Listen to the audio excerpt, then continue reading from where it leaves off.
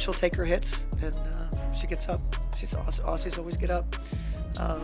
Lands an all-star. The drama surrounding Cheryl Reeve, the Indiana Fever, and Caitlin Clark isn't just basketball. Discourse, it's a masterclass in ego, power, and the generational clash currently unfolding within the WNBA. What began as a subtle Olympic snub has morphed into a public unraveling, where the old guard is being dragged into the spotlight they never imagined would escape their control. And standing at the epicenter of this beautiful chaos, Caitlin Clark, a rookie with a megaphone for a fanbase and the audacity to challenge the status quo with a smile. It all started with one question. A reporter asked Cheryl Reeve, Team USA's head coach, if she had any second thoughts about leaving Caitlin Clark off the Olympic roster. Her answer: no. Not a sigh, not a pause, not a shred of explanation, just a hard, cold, dismissive no. That moment, brief as it was, told us everything we needed to know. Reeve wasn't just uninterested in backtracking. She was issuing a challenge, a declaration. Caitlin Clark, no matter how many headlines she generated, didn't belong in Reeve's elite basketball fraternity. Not yet, not on her watch. But what Reeve didn't realize, what maybe none of the league's legacy leaders realized, is that Clark had already broken through. She didn't need permission. She didn't need validation from the establishment. Her name, her game, and her gravity, on and off the court, had already made her the face of a league starving for mainstream attention. Whether the old guard liked it or not, Caitlin Clark had arrived, and she brought a tidal wave of fans, media, and momentum with her. So, when All-Star voting came around and Caitlin Clark was not only selected but named a team captain, the writing was on the wall. She wasn't just in the room. She was running the show. And to twist the knife even deeper, Cheryl Reeve was assigned to coach Clark's team. Let that sink in. The same coach who had kept her off the Olympic roster. The same coach whose icy demeanor made headlines. The same coach who, according to some, may have quietly influenced the narrative around Clark's readiness for international play. And now, she was expected to stand on the sideline and lead a team captained by the very player she so publicly dismissed. But Caitlin wasn't interested in playing that game. With all the calm of someone fully aware of her power, she executed one of the most hilariously savage trades in All-Star history. She traded her coach. In front of the world, Reeve was gone, replaced by Sandy Brondello, head coach of the New York Liberty, and, most importantly, not carrying public baggage with Caitlin Clark. And just like that, what was supposed to be a ceremonial event turned into an exposed nerve. Reeve, blindsided and cornered, did what many do when losing control. She lashed out. She began criticizing the All-Star selection process, framing it as unfair and disappointing. She questioned why some teams, like the Fever, ended up with 3 All-Stars, while her players were seemingly overlooked. The implication was clear. This wasn't about fan enthusiasm or popularity. This was about justice, merit, and order. But let's be honest, this wasn't a campaign for fairness. It was a tantrum wrapped in basketball jargon. Reeve wasn't mad about the system. She was mad the system no longer revolved around her. Because here's the thing, if Cheryl Reeve's Minnesota Lynx had 3 All-Stars, we wouldn't be hearing a peep. There'd be tweets about culture, leadership, player development, maybe even a team-produced hype video. But when the spotlight hits Indiana, when Clark, Aaliyah Boston, and Kelsey Mitchell are the ones holding the mic, suddenly it's a referendum on integrity. No, this isn't about basketball purity. This is about relevance. And Reeve, for the first time in years, found herself outside the narrative. The truth is, Cheryl Reeve didn't just lose a coaching assignment. She lost control. And the loss wasn't just metaphorical. Light was on the scoreboard.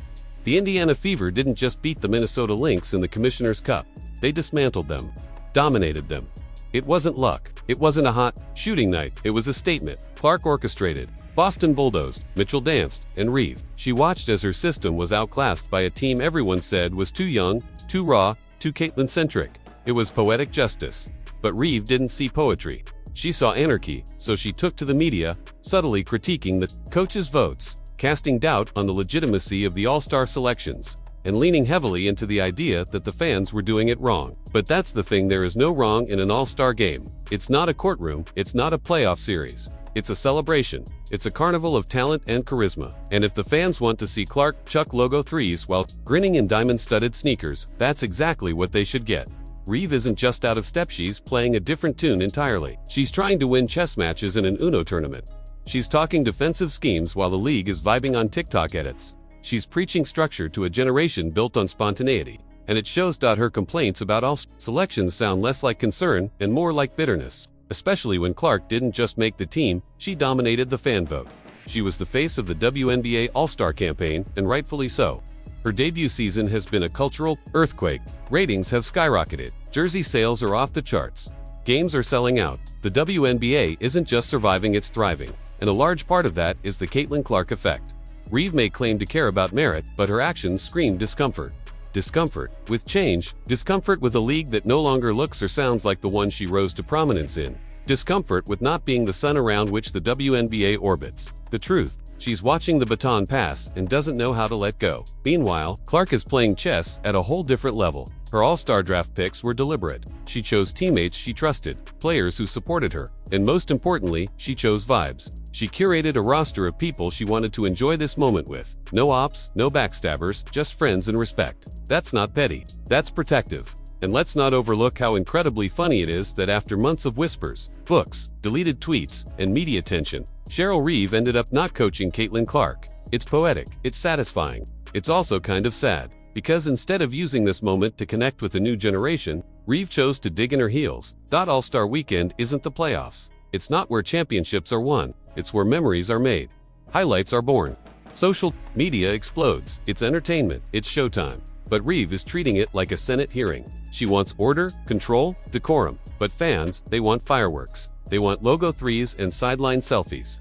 And right now, the only thing Cheryl Reeve's bringing to the table is a sour mood and a legacy growing dust in a trophy case. This is bigger than one game. It's about the WNBA finally breaking through, finally becoming the conversation. And as that spotlight grows, the people who once held the mic are now being drowned out by cheers for players like Clark. And they don't like that, not one bit. The uncomfortable truth for Reeve is this: Caitlin Clark didn't break the system. She is the system now. Her popularity isn't an accident. It's the result of years of college dominance, relentless media coverage, and a fan base that treats every game like a Super Bowl. You don't get to turn around and scream about balance and fairness when the votes reflect exactly what the fans want. And let's stop pretending this is new. Every league has drama. Every league has snubs and outrage. Remember when Zaza Pachulia nearly made the NBA All-Star team because Georgia fans flooded the vote? It's not about stats. It never has been. It's about hype. It's about relevance. And right now, Caitlin Clark is the most relevant player in women's basketball, period. Reeve can scoff all she wants, but the numbers don't lie. And the scoreboard, that didn't lie either. Indiana walked onto the Commissioner's Cup stage and left with more than a win. They left with credibility, with momentum, with receipts. So here we are. Cheryl Reeve on one side, clinging to tradition like a life raft. Caitlin Clark on the other, surfing a tidal wave of change with her squad of all-stars. The old guard is shouting into the void. And the void is echoing back with cheers, camera flashes, and sold-out arenas. This isn't a war over basketball excellence. It's a battle for cultural dominance. And right now, Clark and the Fever are winning.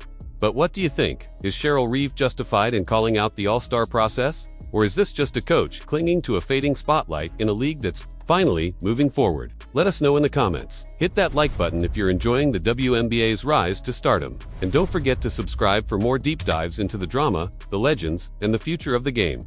The league is changing and the story's just getting started.